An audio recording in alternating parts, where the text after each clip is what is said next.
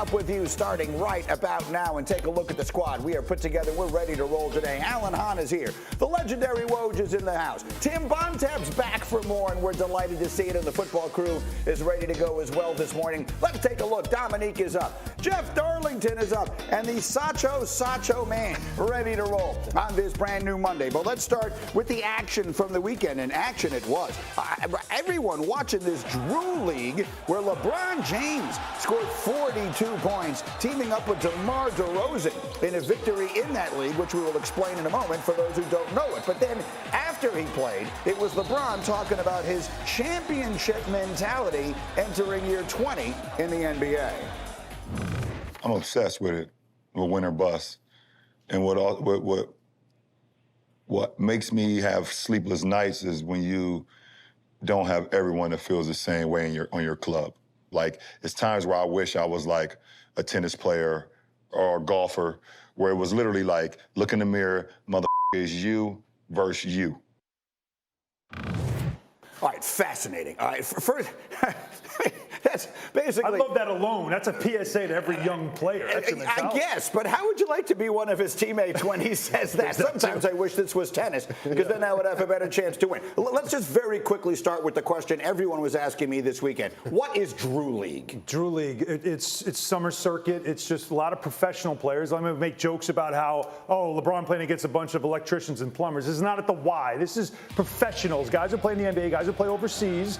Now, LeBron showing up, that's a bit of a surprise at this stage of his career, but, that's a message we'll try to decipher. Why is he playing now? But the Drew League it's played at a middle school, by the way. Look at the crowd at a middle school for this game. The line to get into this game wrapped around the building, almost impossible to get in. But that's essentially what it is. But why he played, why he chose to play now, that's interesting. Well, so let's put those together. Why does he choose to play now? And who is he delivering a message to? When LeBron James doesn't ever say anything by accident, right? He's not just sitting up there talking on his show. He's delivering a message. Who is he delivering it to, and what is it? I have two theories. I have two maybe targets, and then there's also maybe he's just talking. A lot of these things on the shop were taped weeks ago, maybe even a month ago, so we don't know when this was delivered.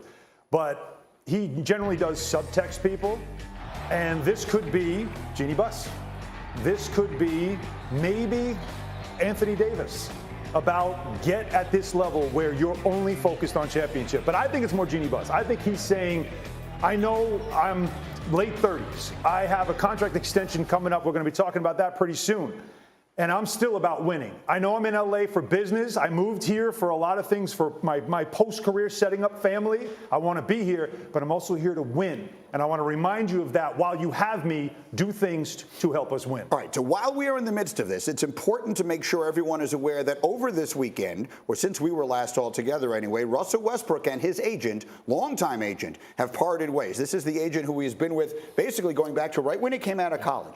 And they parted ways, and the agent released a statement that I think gives us some interesting insight into where Westbrook's head might be right now. Woj, pick it up from there. What do we think Russell Westbrook is suggesting here when the agent tells us that he thinks Westbrook wants to move on? In my conversations with Russell Westbrook in this offseason, I think as much as anything, he wants to be wanted. But look at his actions since the season ended. At the press conference for Darvin Ham and building a relationship with his new coach. They have spent time talking, texting, communicating, and trying to figure out the best way to use Russell Westbrook, if he's there this year, to maximize him for that team. And then Summer League last week in Vegas, Russell Westbrook comes to town. He's sitting by the Laker bench with their young players. He's with them going in to halftime. So I think Russell Westbrook, he wants to have success in LA. This is his fourth team in 4 years. His family, obviously that was a big part of this, being able to go back to LA. He's been an integral part of that community. He grew up there.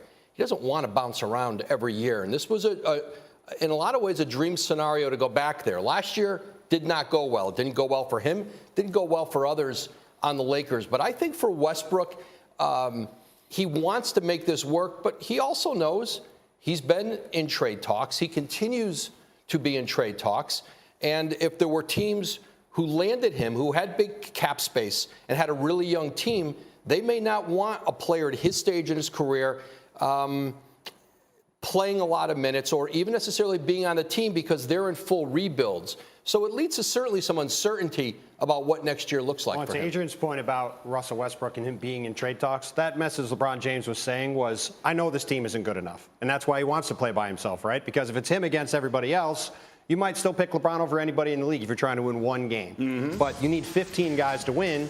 And as we know, the Lakers, for a variety of reasons, have a roster that's very limited. And when you look at the Western Conference, to me, it's hard to see the Lakers being out of the play-in tournament mix, let alone being a team that's competing for championships, which is why, obviously, the Kyrie Irving situation sitting out there is sort of the one Hail Mary the Lakers have, that if that can come together, great. But as Adrian has reported a bunch, and as we've talked about a bunch, the Lakers are dependent on the Nets doing something there. It's not that the Lakers can go get something done. They're stuck. And so LeBron knows that, and that's why they are where they are. Well, that's what I keep coming back to, Woj. I keep saying, and I don't mean this to sound as disrespectful to Russell Westbrook as I know it would appear, because he's had a great career, and who knows, maybe he does still have something left. He's a first-ballot Hall of Fame player.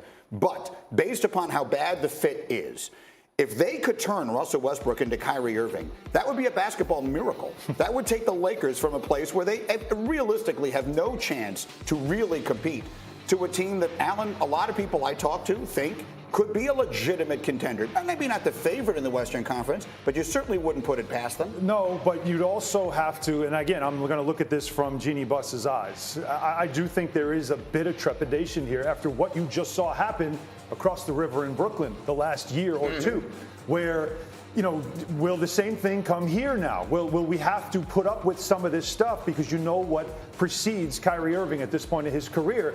But you have LeBron, and your hope is that he will have a little bit more of a leadership voice with Kyrie to not necessarily keep him in line. I don't think that's the right word, but I do think it's more or less keep him motivated to play basketball regularly and help them win. Well, and so that, Woj, then brings us to what I think is really the question here. Can the Lakers do that? We've talked about it a lot last week.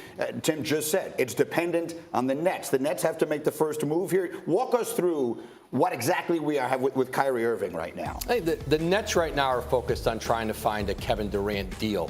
I would be surprised if they did a Kyrie Irving trade, even if they do one at all, before they figure out what Kevin Durant's future is, whether that's getting traded before the season or perhaps does it become him starting at least training camp in Brooklyn. And I think for the Lakers, there's more out there for them than just Kyrie Irving. They have, you know, whether it's Eric Gordon. Now, these aren't all-star level players, but Eric Gordon, who certainly brings shooting, Buddy Hield from the Pacers. Those are two players they've talked about, both former Rob Pelinka clients from his agent days. And I still think there are other scenarios out there that maybe they're certainly not the level. There aren't many Kyrie Irvings out there, and they're certainly not available in trades. What the Lakers are trying to avoid is just absolutely mortgaging all of their future to get off of a contract, 2027 first-round pick, 2029 first-round pick. And I think right now, Brooklyn is going to deal with the Kevin Durant situation. I think, if at all, they're going to move Kyrie Irving. And so maybe, Tim, to go back to the very beginning, that's the message LeBron is sending, which is my future is a year or two to be the player you're suggesting he still is, which I thoroughly agree. Yeah. I'm not worried about 27 and 29 and all these others, and I don't want you worrying about those either, particularly when I have a decision about my own future to make. Yeah, I mean, what have we seen for the past decade? It's been every time LeBron James has been on a team, he's wanted them to do more to win now, right? And that's certainly going to be the case when he wasn't in the playoffs last year and he's missed the playoffs, you know, a couple times in recent years. I mean, look, Alan said it in the meeting this morning. We haven't seen LeBron James in months, right? Comes out and plays in this game this weekend. Everybody's talking about LeBron James again, talking about it being a competitor again, talking about being the best player maybe in the world again. That's why he did that this week. Historically, when LeBron James leaves a franchise, they rarely have a lot of draft picks left, right? Yes. He never leaves a team, and it's like, look, they're loaded with 8 number ones. They're ready to go trade, right? You're always trying to win right now with LeBron James. That's not unusual, and there's not necessarily anything wrong with it. Right, and it's a price that Miami was willing to pay with 2 championships, with Cleveland winning a title the second time. And the Lakers have won a championship, but it's how deep is there a deal you can make without absolutely gutting all your assets? That's a GM's job to figure out that fine line and to not just jump into the first deal available there. But certainly there's still pressure on the Lakers. Part of being in Brooklyn or any part of New York. Should the Lakers trade LeBron James for Kevin Durant? Should the Lakers trade LeBron James for Kevin Durant? Swapping LeBron James for Kevin Durant would be a move that would send shockwaves around the NBA. Skip Bayless and Shannon Sharpe debate whether such a move would make sense. James averaged 30.3 points, 8.2 rebounds and 6.2 assists in 2021-22 but missed 26 games.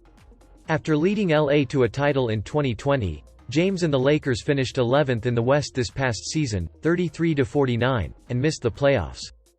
Durant, 33, has spent 3 seasons in Brooklyn, but only played in the last 2, missing the entire 2019-20 season while recovering from a torn Achilles. The Nets lost to the eventual champion Milwaukee Bucks in the Eastern Conference semifinals in 7 games 2 seasons ago. Last season they were swept by the Boston Celtics in the first round.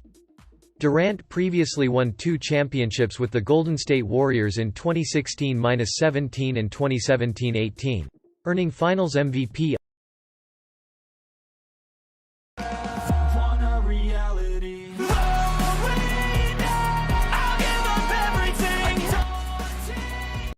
As one of the most accomplished stars in the game, Russell Westbrook has already cemented his place in basketball history. But now, at 32 years old, he's struggling to prove he's still the same high-impact player he was in his prime, as his current tenure has been plagued with difficulty and disappointment, evidenced by LA's 5-5 record to start the season. In short, he just hasn't been a good fit and it will be a major challenge for the team to figure out how to make it work. Worst of all, the Lakers had the chance to trade for Kyle Lowry and Buddy Hield instead. Their unwillingness to trade Talen Horton-Tucker is what ultimately led to the Westbrook trade.